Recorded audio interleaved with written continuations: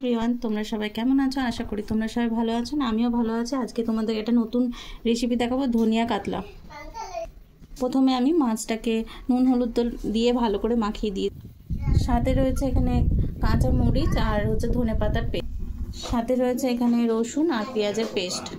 এখানে রয়েছে টক দই, ধনে গুঁড়ো, জিরে গুঁড়ো আর লঙ্কা গুঁড়ো আর সামান্য তেল, নুন আর চিনি।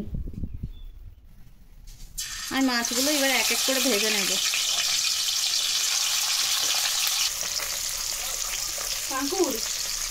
রেখে দাও। আমি মাছগুলোকে সুন্দর করে কড়া করে ভেজে নিয়েছি। এই মাছের তেলে আমি কালো জিরে ফোড়ন দিয়ে আমি রান্না শুরু করছি। আর সাথে দিয়ে দেবো কোচানো পেঁয়াজগুলোকে। ভালো করে আমি লাল লাল করে এগুলো ভেজে নেব।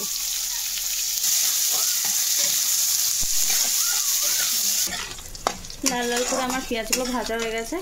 এরপর আমি দিয়ে দেবো রসুন আর পেঁয়াজের পেস্টটা।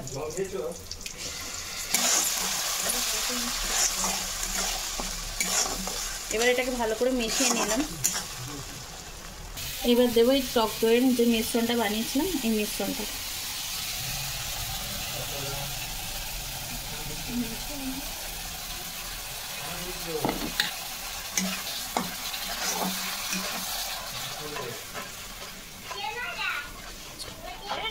এবার দেবো ধনেপাতা আর কাঁচা লঙ্কার পেস্টটা।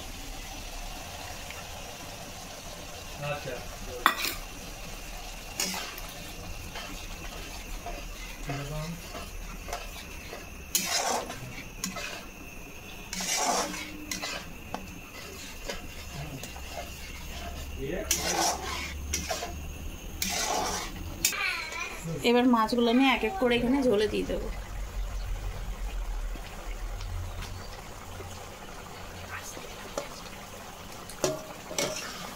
এবার সাথে এটা ভালো করে মিশিয়ে নেব যাতে গ্রেভিটা মাছগুলোর মধ্যে ঢুকে যায়।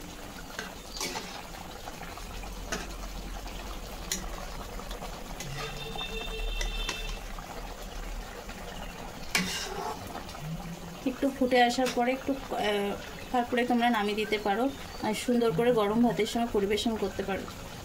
আর কেমন লাগলো ব্লগটা অবশ্যই কমেন্ট করে জানিও।